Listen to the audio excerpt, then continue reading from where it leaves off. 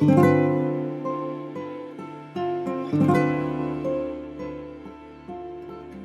censura de prensa, la persecución a intelectuales, el allanamiento de mi casa en el Tigre, el asesinato de amigos queridos y la pérdida de una hija que murió combatiéndolos son algunos de los hechos que me obligan a esta forma de expresión clandestina después de haber opinado libremente como escritor y periodista durante casi 30 años. Él va a la cita ahí en la avenida San Juan, ¿cierto? Y a una cita. Él va por solidaridad a una cita. Un muchachito que había trabajado con él en la estructura de inteligencia le plantea que está sin vivienda, sin lugar donde meterse. Walsh le cree, le acepta la cita, va a la cita con este muchachito. Y este muchachito en realidad había sido destrozado en la tortura por el Tigre Acosta, por el grupo de tareas 332 de la Escuela Mecánica de la Armada, y le había cantado al Tigre que él podía llegar a Rodolfo Walsh. Rodolfo viaja con el contrato de la casa clandestina que ocupaban con Dilia, y viaja con un montón de cartas, un paquete de cartas que va a tirar de cartas a la Junta Militar que va a tirar desde los buzones. Ahí en la cita estaban agazapados para tratar de capturarlo vivo los hombres del grupo de tareas del grupo 332 de la Escuela Mecánica de la Armada con el siniestro jefe de inteligencia, el Tigre Acosta. Estaba Astiz, estaban todos los personajes más tenebrosos de la ESMA, porque claro, se trataba de un personaje central a capturar. Y ahí Rodolfo como que percibe algo, huele que la cita está cantada, que es una cita envenenada, ¿no? Y se vuelve, y cuando se vuelve ve a los tipos que están ya en posición de alerta como patearse. Astiz, por alguna razón, no se atreve a tirarse sobre él, a taclearlo, porque la técnica era un poco esa de Astiz, ¿no? Tirarse como un tacle. Y entonces Rodolfo medio se parapeta detrás de un árbol y saca la pistola Walter que llevaba acá, siempre en el cinto, saca la Walter. Y el subcomisario Weber, de la Policía Federal, que integraba la patota, lo mata. Me llaman Rodolfo Walsh. Cuando chico, ese nombre no terminaba de convencerme. Pensaba que no me serviría, por ejemplo, para ser presidente de la República. Nací en Choel, que quiere decir corazón de palo. Mi padre era mayordomo de estancia. Tuvo 3er grado, pero sabía bolear avestruces. Hablaba con los caballos. Mi madre murió en medio de cosas que no amaba: el campo, la pobreza. El 36 fue el año de la caída. Empezó con un remate y terminó con un éxodo.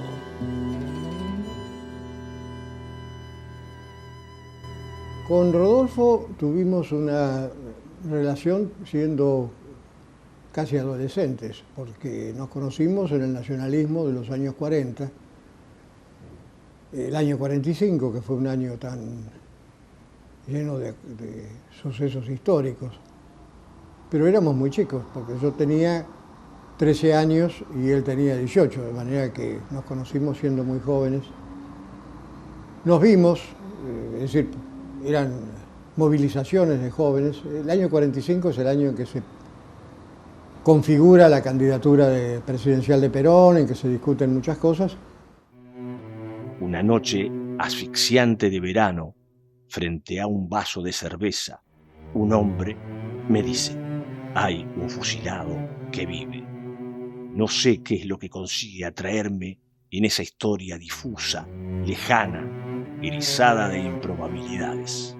No sé por qué pido hablar con ese hombre.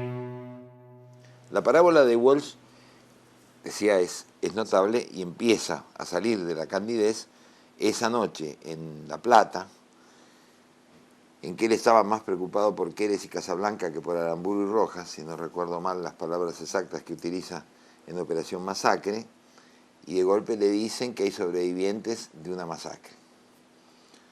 Y él piensa con la ingenuidad de la época, de las películas norteamericanas de clase B, donde el periodista a veces era como un detective y descubría a los criminales y demás, que él se iba a volver rico, que iba a ser famoso, que iba a generar una gran expectativa contando la masacre y diciendo nada menos, tengo uno de los sobrevivientes de la masacre. No sabía que le iba a ocurrir todo lo contrario, que iba a ser ocultado, silenciado y finalmente perseguido por contar la masacre. Pero bueno, ahí se lanza y descubre los 7 sobrevivientes de la masacre, los va descubriendo sucesivamente, va aprendiendo el oficio mientras lo hace, se anticipa 7 años a Truman Capote en la creación de lo que los norteamericanos llaman el New Journalism, el nuevo periodismo, o sea, la literatura de no ficción, o como la llama Tom Walsh también, la literatura bajo presión, que es fantástico, o sea, la narración de hechos verídicos con las técnicas de la narración novelística. Pero después sé, miro esa cara, el agujero en la mejilla, el agujero más grande en la garganta, la boca quebrada y los ojos opacos donde se ha quedado flotando una sombra de muerte. Me siento insultado. Y Braga me cuenta su historia increíble. La creo en el acto. Hace Operación Masacre y tiene que cambiar de nombre, y tiene que andar perseguido, y tiene que andar escondido, y tiene que andar con un viejo revólver 38 al cinto, y ya deja de ser el corrector de pruebas de Hachette, el ingenuo escritor de Variaciones en Rojo. Ya comienza el camino, la crisálida empieza a abrirse hacia Mariposa, y comienza el camino que lo va a llevar a ser Rodolfo Walsh, plenamente, que incluso lo va a llevar al martirio de Rodolfo Walsh, al momento final del sacrificio. He completado prácticamente mi investigación del caso Libraga y he escrito un libro sobre el tema. Ante la dificultad de encontrar editor, lo estoy publicando en la revista Mayoría. Esas notas aparecen firmadas, de modo que, previamente, me he ausentado de casa. La primera noticia que yo tengo de Walsh y de su obra es a partir de Operación Masacre. Me sentí rápidamente identificado con un libro que defendía a los humillados, a los perseguidos, a los sin derechos. El primer suceso que me hace pronunciar políticamente es lo que sucede a partir de Operación Masacre. Ahí se me caen un montón de vendas e ilusiones. Recuerdo de mi padre, sobre todo los recuerdos infantiles, se relacionan con esa ciudad de La Plata, con esa casa que fue nuestra casa compartida, con mi madre, con mi hermana mayor, que era esta casa tan especial porque allí funcionaba la escuela de ciegos. Había una gran cocina donde había una mesa muy grande donde almorzaban los chicos de la escuela, y allí también almorzaba mi padre, mi madre, que era la directora, y nosotras que éramos las hijas de la directora. Bueno, esos son los recuerdos más fuertes.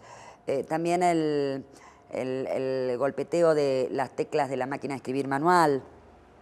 Esto creo que fue el sonido musical que me arrulló a mí cuando era un bebé, porque muchos años más tarde, ya de grande, bueno, descubrí que esto sí era como el sonido de mi infancia.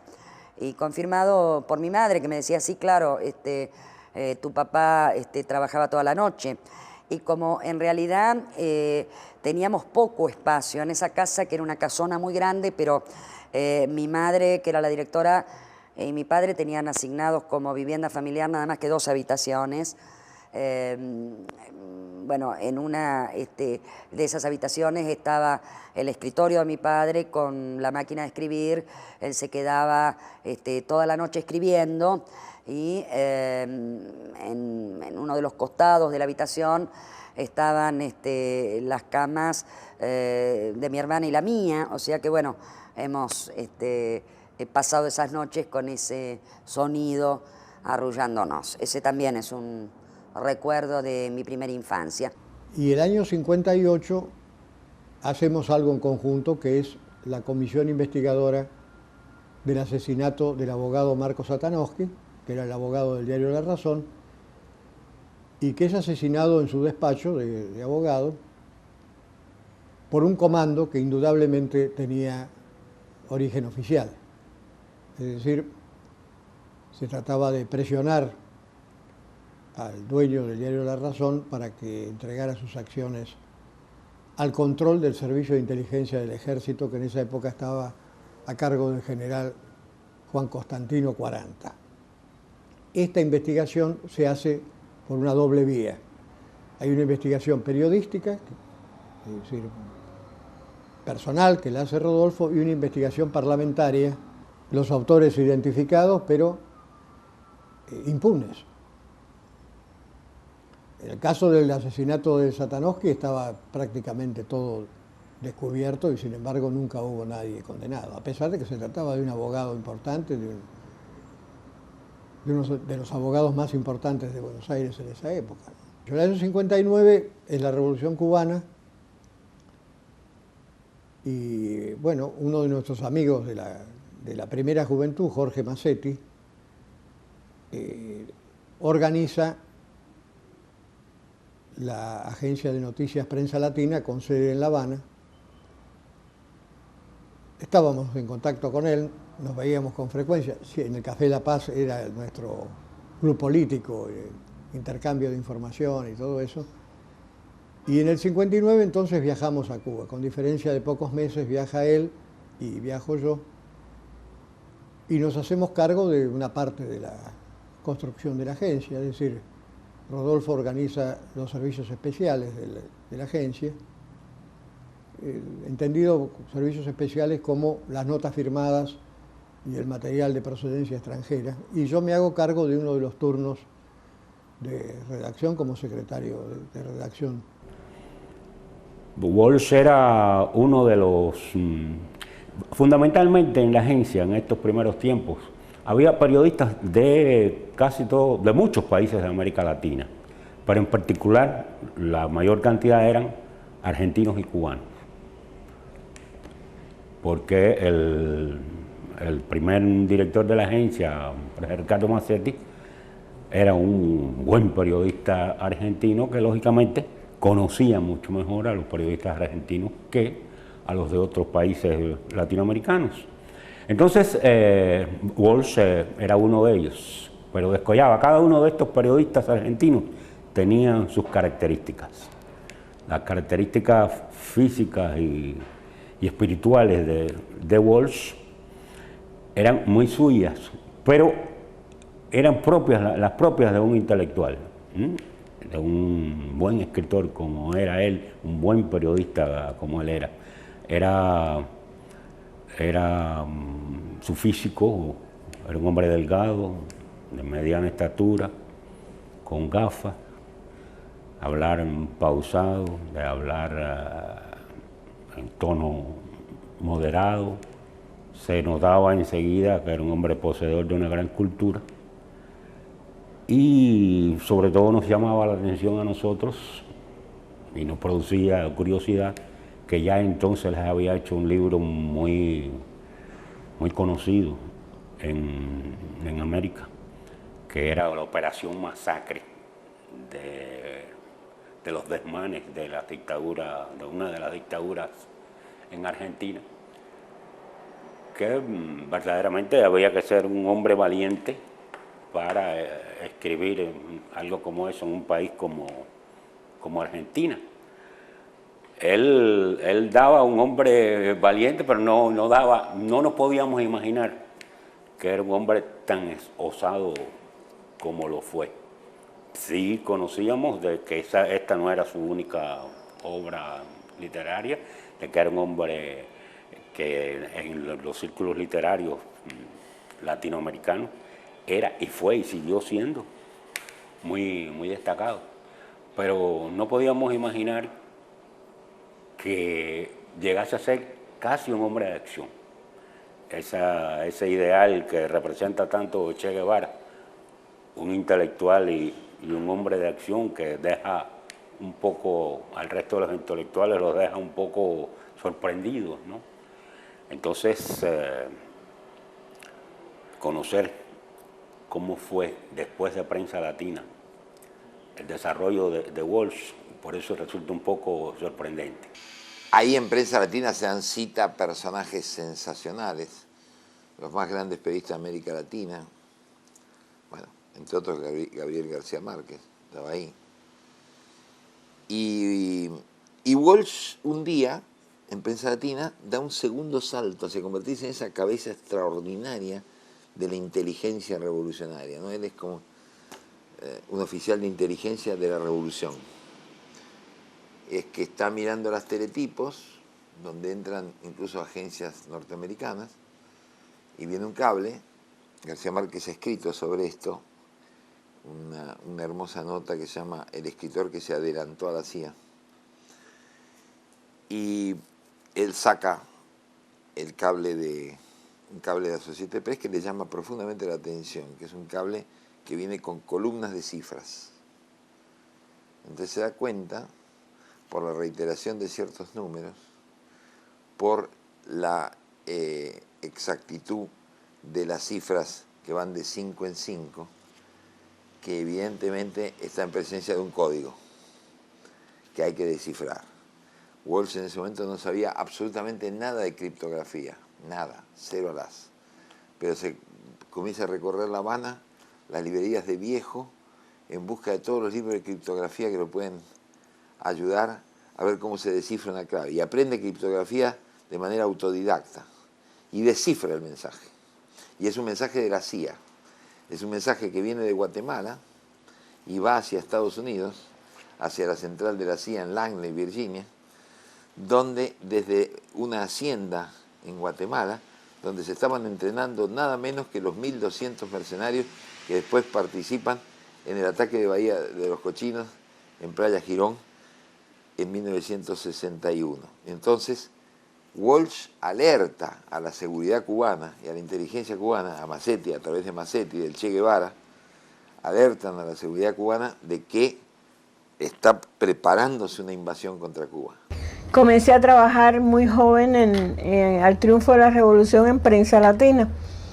Ahí conocí a Jorge Ricardo Massetti, conocí a Rodolfo Walsh y conocí a la mayoría, a todos los latinoamericanos, los periodistas latinoamericanos que vinieron a colaborar con Prensa Latina. Hoy en día uno lo ve retrospectivamente y lo mismo que los periodistas cubanos, los periodistas latinoamericanos que vinieron a trabajar con Prensa Latina llegaron a ser los más reconocidos en este mundo de América Latina. Y entre ellos vino Rodolfo. Trabajó fundamentalmente, o sea, se hizo como una dirección dentro de Prensa Latina donde se trabajaba todos eran trabajos especiales, donde había un proceso investigativo previo y de ese proceso investigativo después se conformaba el producto que se enviaba a las agencias, que Walsh logró a través de toda la información que recibía de toda América Latina, descubrir que las tropas que se estaban preparando para venir a la invasión de Girón eran en Guatemala. Logra descubrir toda la criptografía que se utilizaba entre la CIA, Retauleu se llamaba la zona de Guatemala donde estaba. Y a través del trabajo que hace Rodolfo Walsh, en Cuba se sabe lo que están hablando entre la CIA y entre las tropas que se están preparando para venir a invadir Cuba. Yo conocí a Rodolfo Walsh en el año 1959 en la Fundación de Prensa Latina.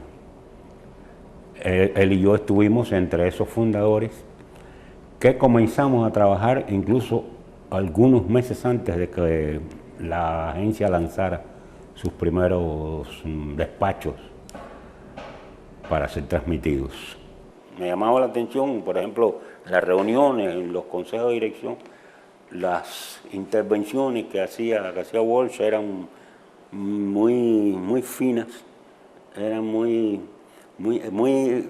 no era una cosa de hablar demasiado, pero era hablar, las palabras que decía eran una economía de palabras, pero muy certeras siempre, con una facilidad para ir al centro de los asuntos, que es una muestra también de inteligencia.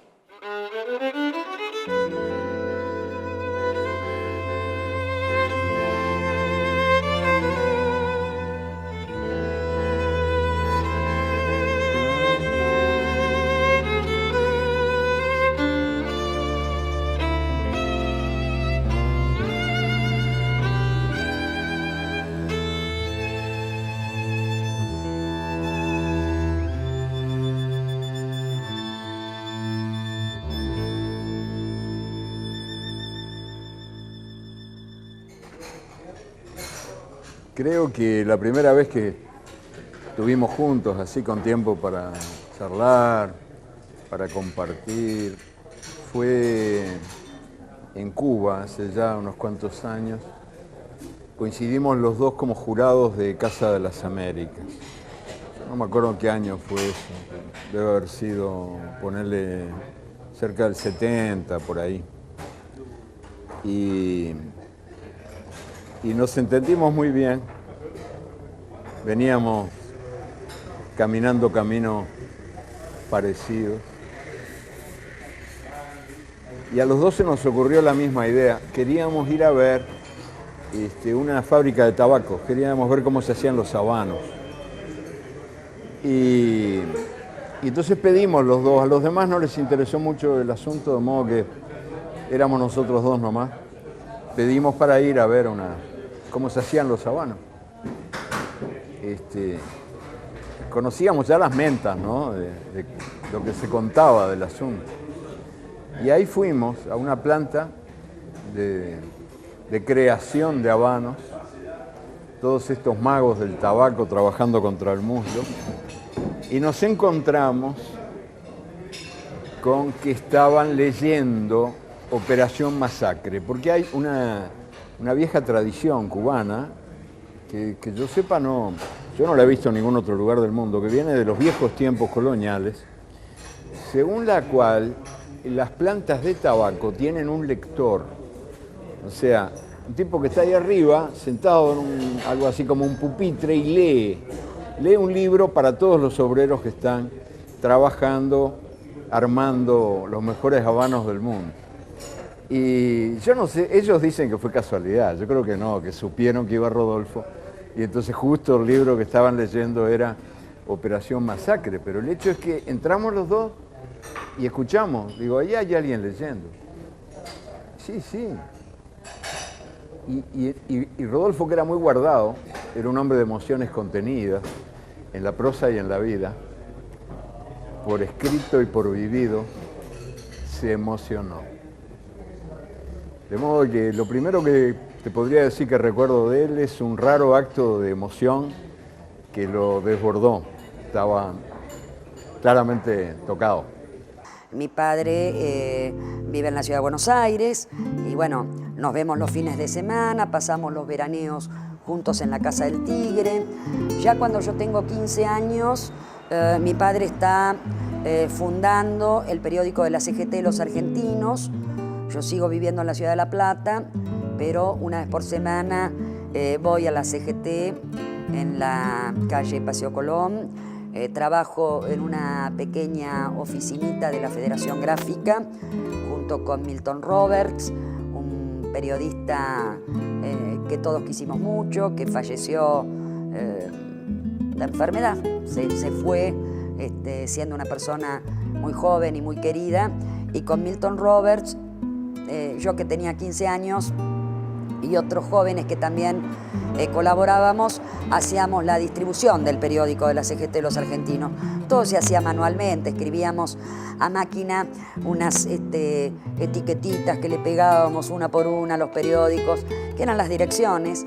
Ese periódico se mandaba a todas partes y entonces, bueno, todo el trabajo de enrollarlos y de ponerles la dirección para hacer, bueno, lo que hoy llamamos un mailing.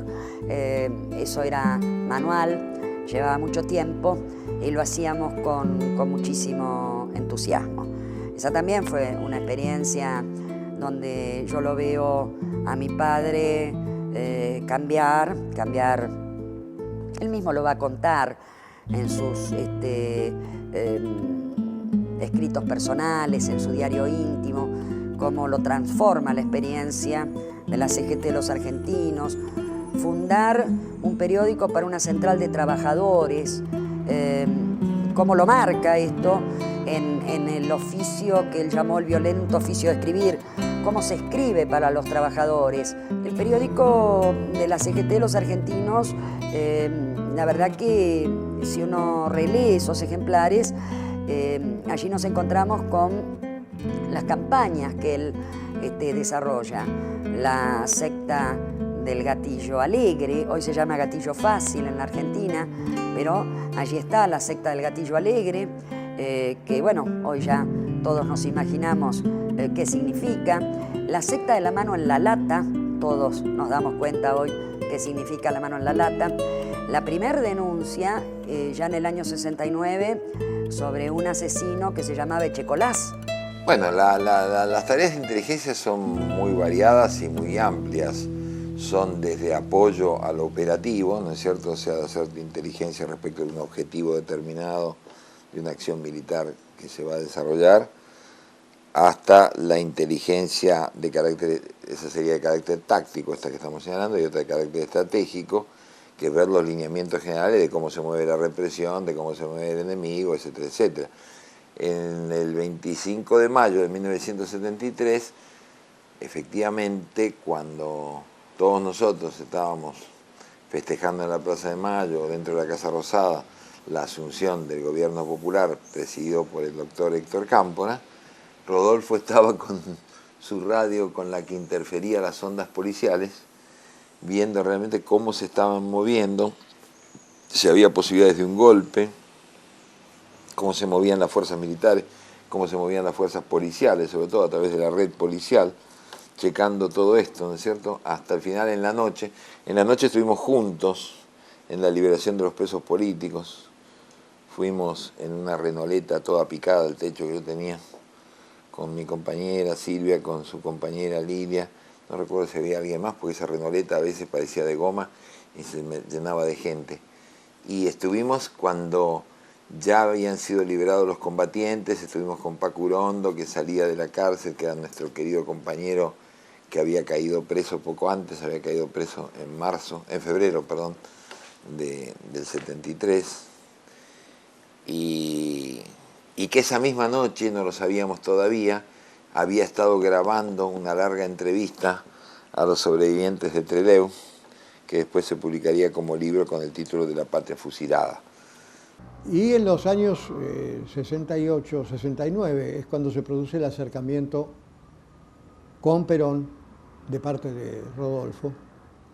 Rodolfo viaja a Europa, lo ve a Perón exilado, y ahí se produce esta asociación de Rodolfo para producir el semanario de la CGT de los Argentinos. Semanario al cual me convoca, por supuesto. Teníamos la idea de que compartíamos iniciativas riesgosas y poco productivas en el terreno personal, porque la verdad es que ahí hicimos periodismo profesional, pero en condiciones no profesionales. Todos teníamos algún trabajo del cual vivíamos y ahí se hizo el periódico de la CGT de los argentinos con Horacio Brevisky, Rodolfo, Hipólito Solari Irigoyen. Fue una linda experiencia, se hicieron 50 ediciones legales y 5 ediciones clandestinas, y ahí se publicó como folletín ¿Quién mató a Rosendo?, que es otra gran demostración de cómo la prosa periodística embellecida por un gran escritor se puede leer en cualquier época. En esa época todo el mundo sabía quién era Rosendo, hoy casi nadie sabe, pero se lee igual. Ya estamos hablando de quién mató a Rosendo, se refiere a Rosendo García, que era un dirigente sindical de peso mediano, de peso medio, de la UOM, de la Unión Obrera Metalúrgica, y que era una especie de protegido o hombre con futuro dentro de esa organización sindical y directamente relacionado con Augusto Timoteo Bandor, que era uno de los líderes sindicales, también caracterizado como burócrata sindical en esa época. Dos grupos de peronistas enfrentados entre ellos, que se podían denominar por un lado burócratas y de derecha y por otro lado sindicalistas y revolucionarios, coinciden en una confitería tomando algo, por supuesto en mesas separadas, y cuando se reconocen mutuamente hay como un conato de agresión, peleas, y termina en un tiroteo brutal donde hay 3 muertos. Uno de ellos Rosendo García y los otros 2 del bando de peronistas revolucionarios. Las primeras informaciones de los diarios, que escriben en cadena, todos escriben exactamente lo mismo, como se transmite en cadena, bueno, en este caso escribían en cadena, dando a entender de que los disparos habían surgido del grupo, que los agresores habían sido los del peronismo revolucionario. Rodolfo Walsh se toma el trabajo de investigar, de ir al lugar de los hechos, de hacer planos geométricos y planográficos, etcétera, y concluye, y además, por supuesto, entrevista a sobrevivientes de la pelea, y llega a la conclusión de que Rosendo García había sido abatido de un disparo, es cierto, pero que ese disparo había salido de la misma mesa donde estaba él, que además había sido el grupo agresor. Hacia fines de la década del 60, cuando papá empieza a contarnos de su militancia en el peronismo de base, de los Villaflor, de la relación de admiración que tiene con el negro Villaflor, también víctima de la última dictadura militar, y sobre todo las historias de trabajadores que a él lo impresionaban tanto. La historia de Blajakis, de Salazar, a quienes les dedica el que mató a Rosendo, su enojo con la burocracia sindical. Cuando 40.000 hombres y mujeres salen a la calle, en Córdoba, un héroe es cualquiera. Nuestras clases dominantes han procurado siempre que los trabajadores no tengan historia, no tengan doctrina, no tengan héroes ni mártires. Cada lucha debe empezar de nuevo, separada de las luchas anteriores. Yo creo que Rodolfo es un hombre con una carga ética muy densa, muy profunda, y que su ética con relación al periodismo lo lleva naturalmente a la militancia, porque en esa búsqueda de la verdad, o sea, el Che decía que la verdad es revolucionaria, y bueno, Rodolfo entra a la revolución a través de la búsqueda de la verdad. En su búsqueda implacable de la verdad hasta las últimas consecuencias, pasa naturalmente a la militancia. Es decir, pasa naturalmente del periodismo y la literatura a la militancia, porque descubre, entre otras cosas, algo que él no sabía antes, que es que el régimen no castiga a los asesinos, a sus asesinos, los premia, los protege y los premia. Descubre eso con Operación Masacre, entre otras cosas.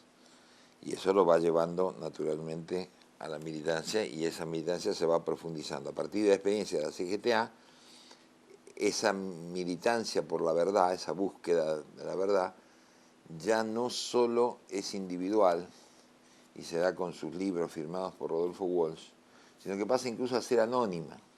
Él se funde en la masa, él pasa a un periodo nuevo de ascesis, digamos, y incluso desaparece. Él va a retomar su nombre recién al final, en la carta de un escritor a la Junta Militar. Ahí ingresan un largo periodo colectivo, de construcción colectiva, que será primero con la CGTA y luego, casi naturalmente, con las organizaciones armadas, en primer lugar las Fuerzas Armadas Peronistas. ¿Por qué? Porque todos nosotros, como generación, llegamos a la conclusión en un momento determinado que lo que llamábamos el sindicalismo de liberación, que podía ser la CGT a nivel nacional, los sindicatos de Córdoba, Citrac y Citram, etcétera, etcétera, tenían un tope, tenían un techo estructural que es el propio techo que da el sindicalismo, y que hacía falta el Partido Revolucionario, así que hacía falta la organización revolucionaria que condujera, ¿no es cierto?, hacia la liberación nacional y social de la Argentina. Rodolfo comienza a vincularse con la FAP, comienza en la estructura de inteligencia de la FAP, de las Fuerzas Armadas Peronistas, y después va a pasar de la FAP, naturalmente casi, a través de las propias estructuras en las que él militaba, a la FARC, las Fuerzas Armadas Revolucionarias, que son la organización que nace primero como organización de apoyo de la guerrilla del Che en Bolivia, que después, digamos así, se peronizan, que ingresan al movimiento peronista a través de un célebre documento que se publica en la revista Cristianismo y Revolución. Y Rodolfo pasa también de la estructura de inteligencia de la FAP a la estructura de inteligencia de la FARC. Y de allí, cuando la FARC se fusionan con Montoneros dentro de una organización más amplia que pasa a llamarse Montoneros, a la estructura de inteligencia de Montoneros. Es decir, hace todo un tránsito por las estructuras de inteligencia de estas tres organizaciones revolucionarias, ¿no es cierto? Mi padre era un hombre que hablaba poco, era un hombre de pocas palabras, era un hombre que escribía, o sea que en realidad él tenía, y esto lo reconocía, dificultades para la conversación. O sea que estar con él, compartir la vida familiar con él, implicaba estar cerca de un hombre que siempre escuchaba muchísimo más de lo que decía. Él decía poco. Por supuesto, los recuerdos tienen que ver con él en distintas circunstancias, pero siempre pendiente de su propia escritura. O sea, su máquina de escribir ocupaba un lugar central de cualquier lugar que él habitara, y siempre había algún texto, alguna hoja en la máquina de escribir que estuviera por la mitad. O sea que creo que mi hermana y yo crecimos comprendiendo que el ejercicio de la conversación con papá era que papá escuchaba. Mi hermana y yo hablábamos. Ahora, él tenía gran interés por lo que tanto Vicky como yo le contábamos, y la relación familiar fue siempre muy intensa, muy afectuosa, muy, diría yo, comunicativa, porque a pesar de que, insisto, papá hablaba poco, él permanentemente nos preguntaba qué hacíamos, qué pensábamos, qué queríamos, qué necesitábamos, y esto daba lugar a debates muy intensos. Ahora hay que vivir una vida más racional, pensando que todo esto va a durar 10 años 20 años, hasta que uno se muera, y que yo no soy el héroe de la historieta, sino uno más, alguien que pone un poco el hombro todos los días y cuando es necesario pone algo más. Pero teniendo en cuenta que debo y puedo también actuar en otro terreno, sin enceguecerme en la pura acción. Debo pensar sin retroceder y volver a pensar.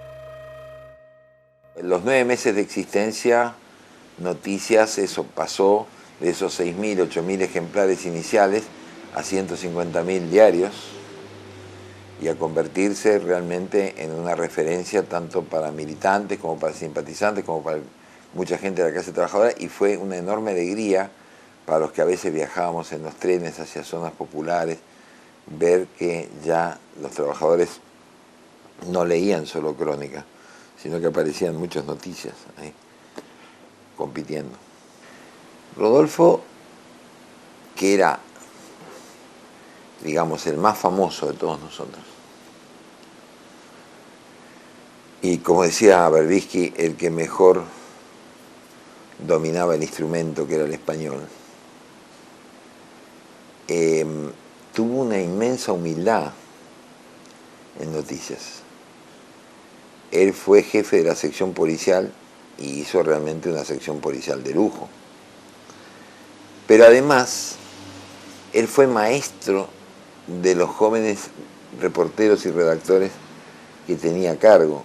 Y recuerdo que la madrugada que vino a clausurarlo el comisario Villar, entró cargado de granadas, con la ametralladora en la mano, al grito de ¿dónde está el escritorio de Rodolfo Walsh?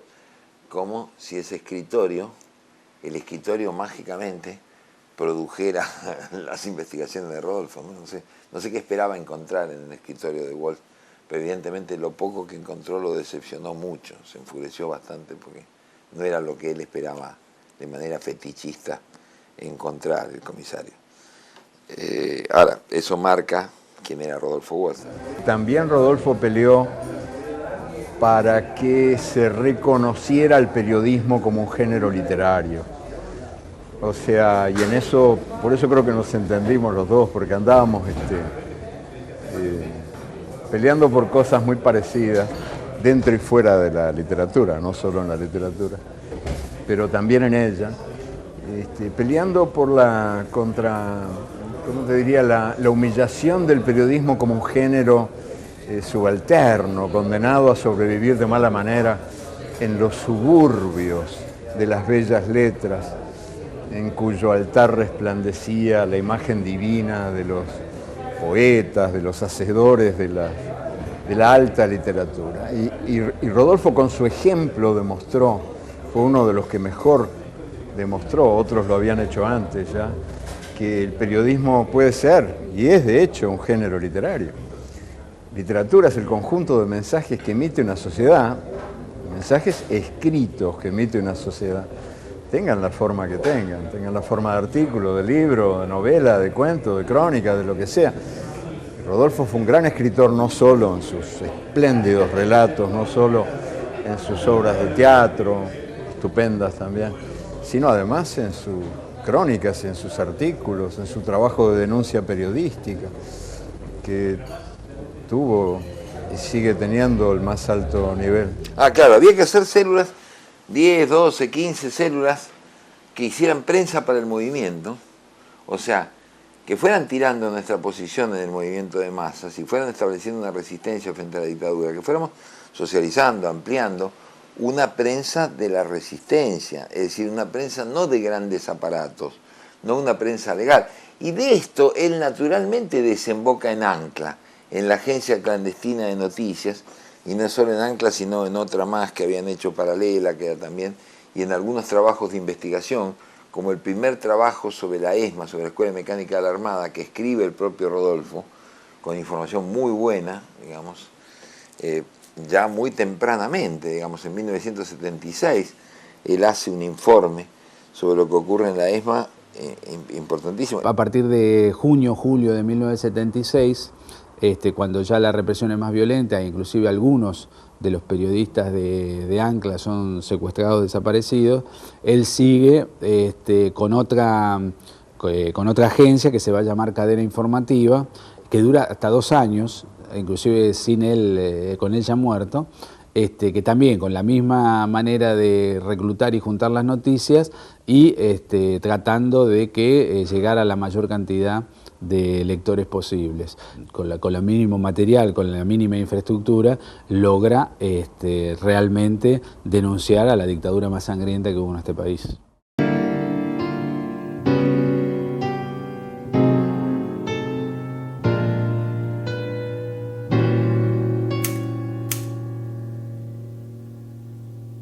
La clandestinidad se para. Yo no sabía, para mí fue una revelación tardía, muchos años más tarde, ya en el exilio, en el 79, enterarme de los papeles críticos de Walsh hacia la conducción de la organización.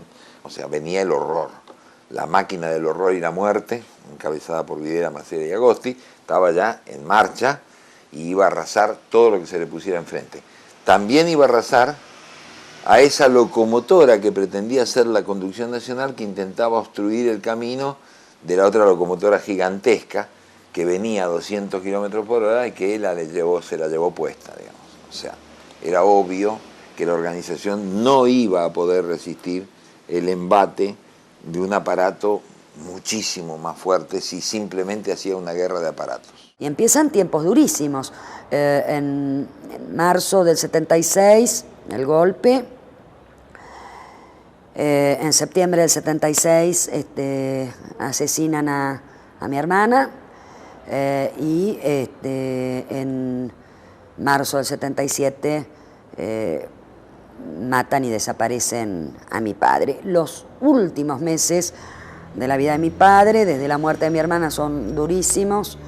La verdad que mi padre transmite y además escribe sobre la convicción que él tenía de que se venía la gran operación Masacre, que esto era un genocidio, que nos estaban matando a todos, que la derrota era una derrota política, que había que reconocerla. Escribe los documentos críticos a la conducción de la organización Montoneros. Yo estos documentos los leí muchos años después, cuando se difundieron. Sin embargo, yo escuché a mi propio padre decir lo que allí está escrito. Era una enorme derrota, que los gravísimos errores que se estaban cometiendo nos estaban llevando a una situación posiblemente que no tenía retorno, y su dolor, su desesperación, su angustia por ver si lograba, plantear una postura que pudiera revertir un final que estaba prácticamente anunciado, lo que él llamaba la patrulla perdida. Nos estamos convirtiendo en una patrulla perdida. Él llamó a su conducción, la conducción de la organización Montoneros, a reconocer la situación terrible en la cual se encontraba la propia organización. Por supuesto, esto no implicaba dejar de luchar contra la dictadura, sino una lectura política de la situación, y en ese momento lo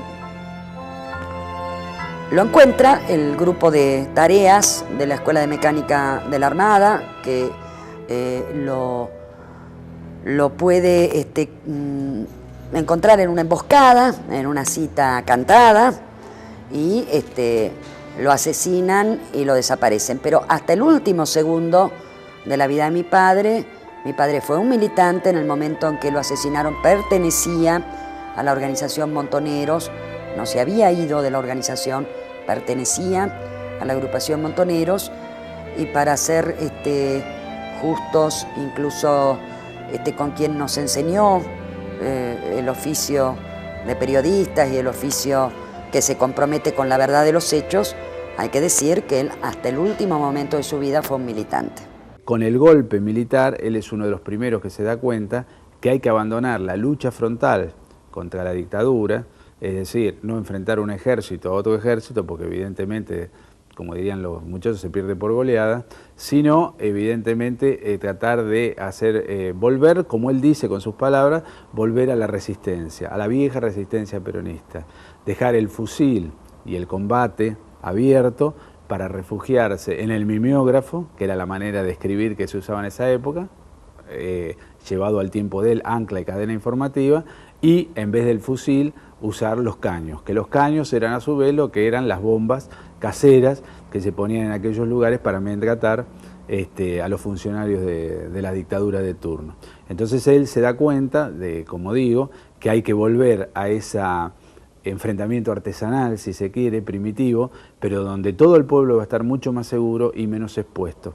Porque también decía en uno de los escritos que tiene con la Conducción Nacional Montonera, que el pueblo, instintivamente, cuando pisa un terreno desconocido, se repliega a lo conocido. Y en la lucha y en el combate, lo conocido era la resistencia peronista, y no como se pretendía en ese momento, una lucha guerrillera general. El 24 de marzo de 1976 derrocaron ustedes a un gobierno del que formaban parte, a cuyo desprestigio contribuyeron como ejecutores de su política represiva y cuyo término estaba señalado por elecciones convocadas para 9 meses más tarde. Sí, yo estoy seguro de que, por lo que supe de él, las veces que lo vi, las veces que lo encontré, las veces que compartimos algunos cafecitos, algunos vinitos, algunas palabritas, algunos silencitos, que los silencitos también tienen mucho que decir. Estoy seguro de que si él estuviera acá ahora escuchándome, se pondría colorado como un tomate y sin duda muy incómodo. Enseguida tragaría saliva, tosería, trataría de irse.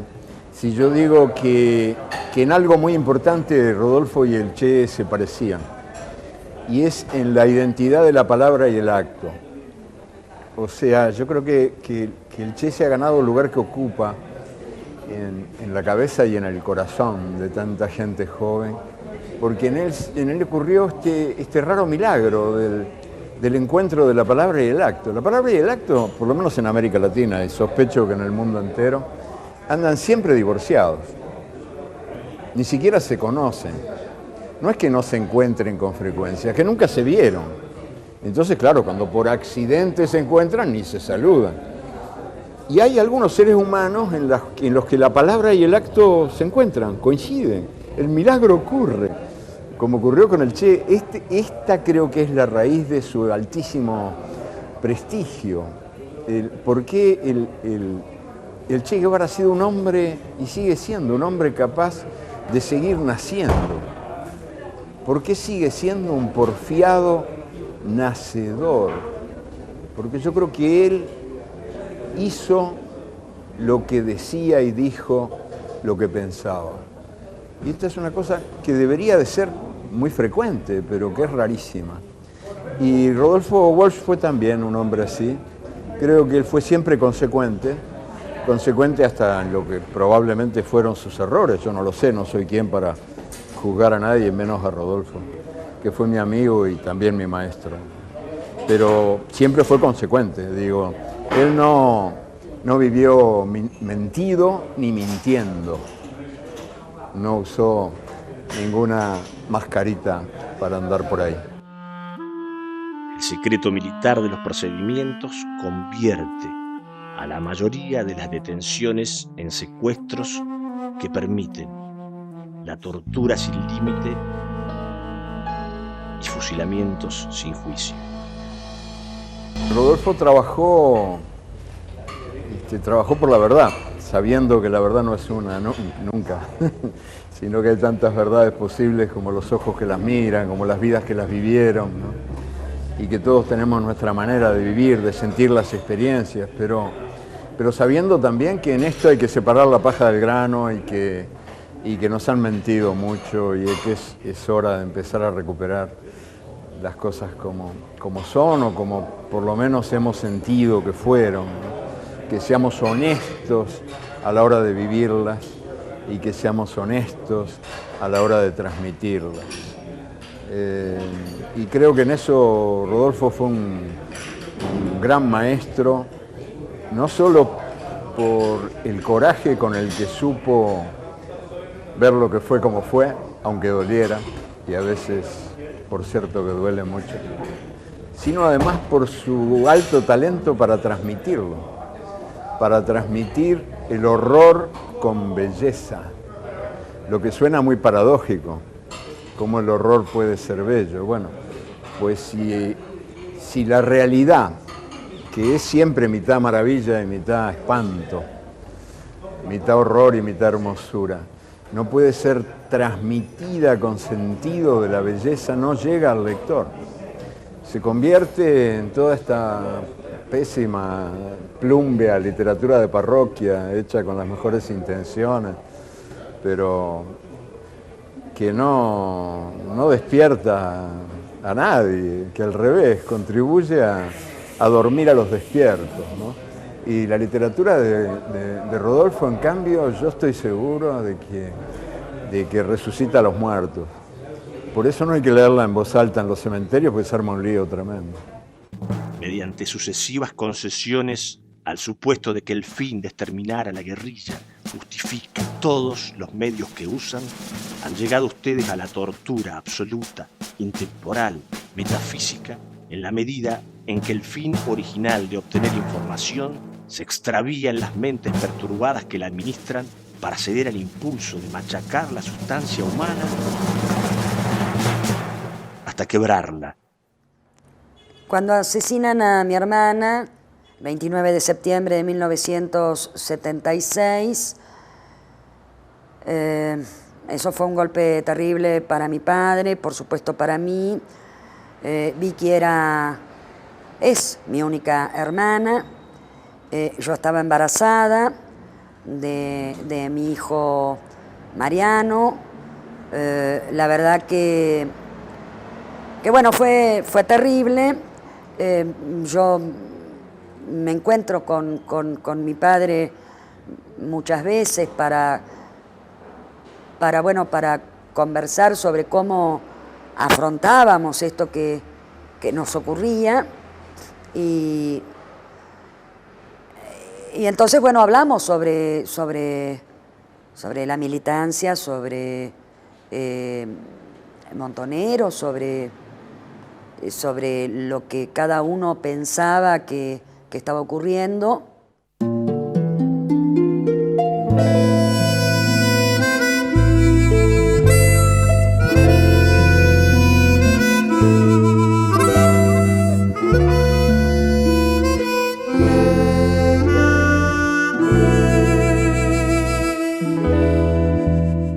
Rodolfo eligió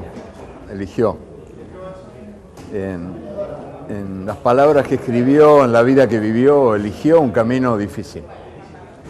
Eligió ese camino de la comunión de la palabra y el acto, ese camino de la identidad entre su compromiso social, su compromiso con los demás, eso que llaman compromiso político, que es una palabra dudosa, pero bueno, entre su compromiso político y su tarea creadora. Y decidió, o se le dio con toda naturalidad, que no había ninguna frontera, que la tal frontera era una gran mentira.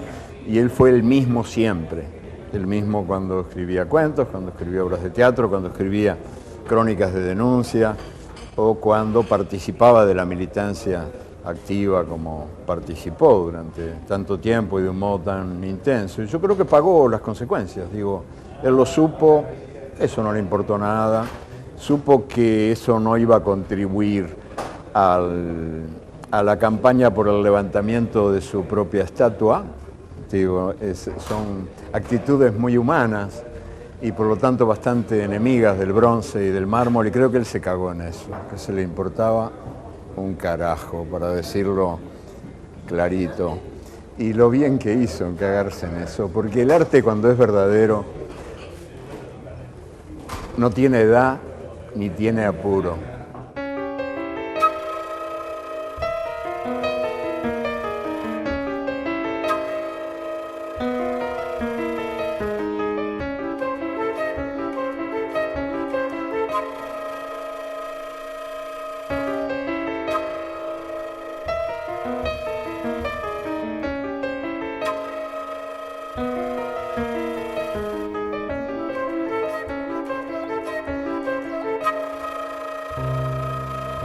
Pero a mí no me sorprendió, por ejemplo, haberme enterado muchos años después de su secuestro de que había peleado hasta la muerte. Siempre pensé que él lo haría, ¿no? Que él no se entregaría. Siempre supe que Rodolfo era íntegro de pies a cabeza. Eso lo supe siempre. Rodolfo fue un hombre en la plena extensión de la palabra, que no fue seducido por la victoria, ni deprimido o acobardado por la derrota, fiel a sí mismo y a lo que él dijo en la carta a la Junta Militar en el final, fiel a la obligación que se autoimpuso de dar testimonio en tiempos difíciles.